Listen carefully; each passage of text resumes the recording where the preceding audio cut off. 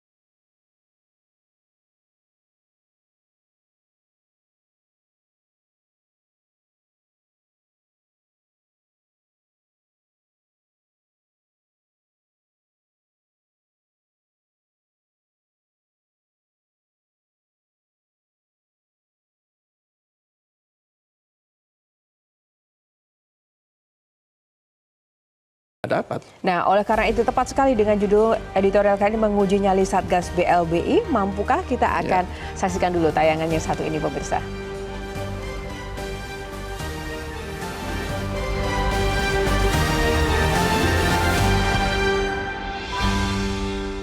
Menguji nyali Satgas BLBI.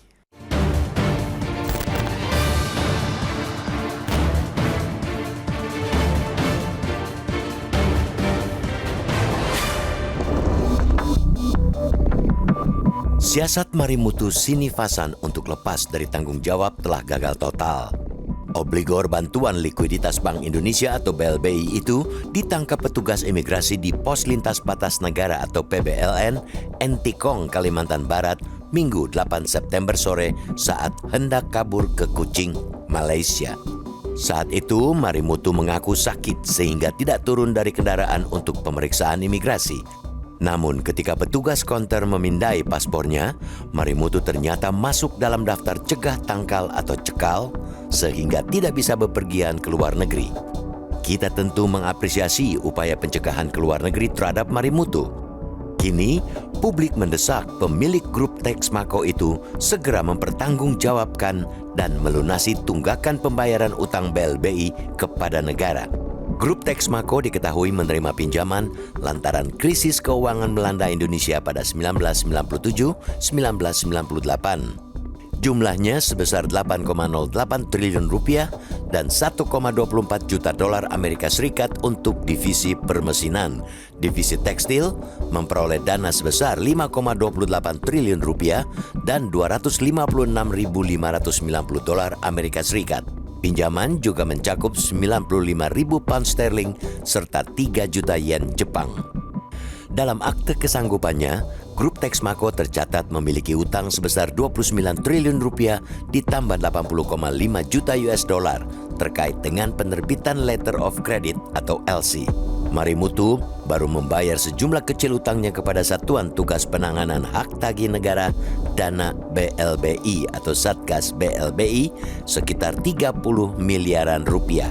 Pembayaran yang relatif kecil jika dibandingkan jumlah utang keseluruhan itu jelas menimbulkan rasa frustasi dan menimbulkan kekecewaan di kalangan publik. Satgas BLBI harus bertindak tegas dan bekerja lebih efektif dalam menagih utang Marimutu. Di luar kasus Marimutu, publik perlu mendapatkan info yang transparan soal obligor BLBI yang masih punya sangkutan utang kepada negara. Dengan target 150,454 triliun rupiah dari 22 obligor dan 12.000 berkas debitur, kenapa hingga kini Satgas BLBI baru bisa memperoleh 38 triliun rupiah dari perburuan utang ini? Padahal masa tugas Satgas tinggal menyisakan waktu kurang dari 4 bulan lagi. Satgas BLBI yang dipimpin Ronald Silaban terkesan masih majal, tidak garang, dan tampak lesu darah. Berbeda dengan janji manis yang pernah disampaikan Menteri Keuangan Sri Mulyani ketika Satgas BLBI dilantik pada 6 April 2021. Sri mengatakan tidak ada belas kasihan terhadap para pengemplang bantuan likuiditas karena waktunya sudah sangat panjang, lebih dari 20 tahun. Tentu, kita tidak lagi mempertanyakan atau punya niat baik atau tidak. Tinggal mau membayar atau tidak, cetus Sri Mulyani saat konferensi pers pelantikan Satgas BLBI beberapa tahun silam. Satgas BLBI masih akan bertugas hingga 31 Desember mendatang setelah beberapa kali mendapatkan perpanjangan masa aktif. Jangan sampai ini menjadi catatan kelam sekaligus beban sejarah karena negara tidak mampu mengalahkan pengemplang duit rakyat. Negara harus memiliki wibawa, apalagi Indonesia menganut sistem equality before the law. Semua orang sama di hadapan hukum. Jangan karena para pengemplang ini memiliki latar belakang pengusaha, orang-orang berduit, negara yang diwakili oleh Satgas BLBI menjadi ciut nyali. Di sisi lain, kita juga mendorong agar institusi penegak hukum di negeri ini untuk tidak lelah memburu koruptor dan harta jarahannya. Kepada KPK, kita ingatkan tentang pencegahan sejak dini agar tidak ada yang coba-coba melakukan korupsi. Tidak hanya KPK, aparat kepolisian dan kejaksaan juga bekerja secara erat untuk mencegah terjadinya gratifikasi dan praktik-praktik korupsi lainnya. Kerjasama yang solid dan upaya pencegahan yang efektif merupakan kunci untuk menjaga integritas dan keadilan di sistem hukum kita, sekaligus mencegah uang negara terus-menerus dibobol.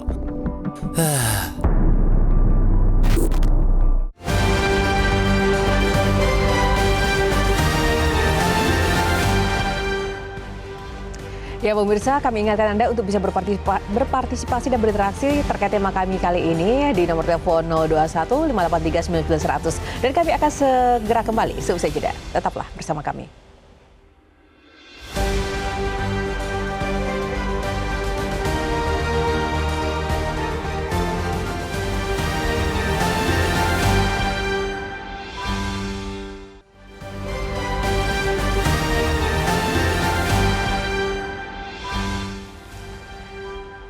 Ya, kembali di Editorial Media Indonesia. Pemirsa, kita akan langsung bergabung dengan para penelpon yang sudah antri di line telepon kami. Yang pertama ada Pak John Veto dari Batam, Kepulauan Riau. Pak John, selamat pagi. Selamat pagi Mbak Yohana, pagi Mas Jaka, salam sehat selalu. Ya, selamat pagi. Ya. Silakan Pak, harapan Anda apa Pak sebagai masyarakat? Boleh singkat saja ya. Ya, uji nyali Satgas BLBI. Jadi begini Mbak Yohana, Bung Jaka. Ini kan Satgas ini kan dah lama terbentuk, ya 2021. Jadi sekarang kok yang baru yang contoh yang kayak tertangkap kemarin Pak Menemu, baru dikembalikan uang negara 28 miliar dengan utangnya hitungan triliun. Jadi ini ada apa Satgas? Jadi Satgas sama dengan macan ompong. Tinggal sekarang tugas Satgas ini tinggal waktunya kan 4 bulan lagi kalau nggak salah. Ya. Habis nih 4 bulan lagi 31 Desember itu udah habis.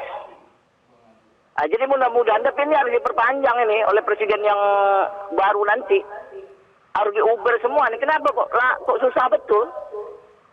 Ada apa gitu? Yang kayak tangkap kemarin tuh. Orangnya ada di Indonesia. Ya. Aduh, ya mudah-mudahan ini kayaknya kita bisa berharap nih di presiden yang baru nih, Mbak Yana. Oke, berharap pada Pak Prabowo nanti ya pemerintahannya bisa ya menyelesaikan masalah ini. Tak bisa lagi nih, tak bisa cara. Baik. Ya? Baik, Pak John, terima kasih. Dan kita akan menuju ke Mataram, ada Pak Bion. Selamat pagi Pak Bion. Oh, nampaknya line teleponnya terputus. Pemirsa, coba kita akan sapa sekali lagi Pak Bion. Oke, masih belum tersambung. Nah, bagaimana Bung Jaka? Ada harapan dengan pemerintahan selanjutnya untuk bisa menyelesaikan. Karena kalau pemerintah sekarang sudah mau selesai ya, jadi artinya nih komitmen ke depan ini yang sangat benar-benar diharapkan menyelesaikan BLBI ini. Ya, kalau soal komitmen, pemerintahan ke depan kan juga sudah merencanakan akan mengubah Satgas menjadi komite kan. Satgas itu kan alasannya karena bersifat sementara, temporer. Kalau komite itu bisa bekerja secara tetap dan dalam jangka waktu yang lama. Kita mendukung upaya-upaya seperti ini. Cuman kita juga harus mengingatkan bahwa apapun namanya, apakah itu Satgas, apakah itu komite, yang penting mereka lebih membuat gebrakan-gebrakan yang lebih progresif. Kalau selama ini Satgas itu kan mendasarkan kinerja kan berdasarkan hitung-hitungan perdata. Jadi mereka itu dianggap punya utang dan hukumnya hukum perdata. Kalau hukumnya hukum perdata yaitu apapun ya akan susah ketika mereka juga tidak mau membayar utang-utangnya. Lain halnya dengan kalau dipadukan dengan hukum pidana, mereka bisa melakukan kekuatan untuk memaksa mereka membayar. Kalau hukum perdata itu kan lebih banyak bargaining. Dan buktinya sudah 3 tahun dari 110 triliun baru 30%-nya. Jadi harus ada langkah-langkah progresif yang harus dilakukan pemerintah dalam menagih utang para debitur-debitur nakal seperti ini. Kalau tidak akan seperti ini lagi dan sampai kapan rakyat akan menunggu uang mereka yang masih puluhan triliun itu akan kembali ke negara. Jadi harus ada langkah-langkah yang luar biasa. Sebenarnya yang membuat penasaran pertanyaan dasarnya adalah negara sebesar ini dengan kekuatan pemerintahan yang besar bisa mengubah apapun. Masa iya sih tidak bisa menghadapi para pengemplang itu? Apa persoalan dan tantangannya? Kita akan ulas usai jeda. Tetaplah bersama Editorial Media Indonesia.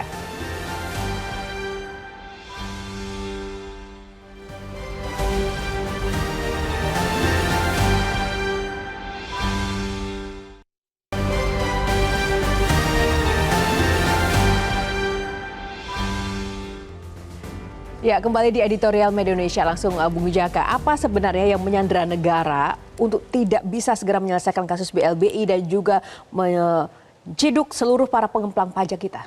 Ya, salah satunya adalah kita mempersoalkan keseriusan negara ya. Pertama begini, sekali lagi kita tekankan bahwa ya semestinya negara betul-betul memaksimalkan wewenangnya, mengoptimalkan kekuasaannya untuk memaksa mereka mengembalikan utang mereka. Kalau selama ini sekali lagi kalau sistemnya sistem dengan sistem perdata, bargaining tidak akan kuat dan pasti akan mengulur-ulur waktu, dan kita tidak bisa mengharapkan niat baik dari mereka kok. Tidak semuanya punya niat baik. Salah satunya si Marimutu nih, kalau dia mau kabur ke luar negeri kan berarti emang niatnya tidak baik. Sebenarnya sudah cepat saja bisa dititahkan. Habisi semuanya misalnya Ya, begitu persoalannya ya. Masalah politik kan? Ya, persoalannya dengan Satgas itu emang sistemnya yang digunakan itu sistem perdata. Jadi cuma sekedar hubungan utang piutang semata. Tidak ada hubungan masalah hukum.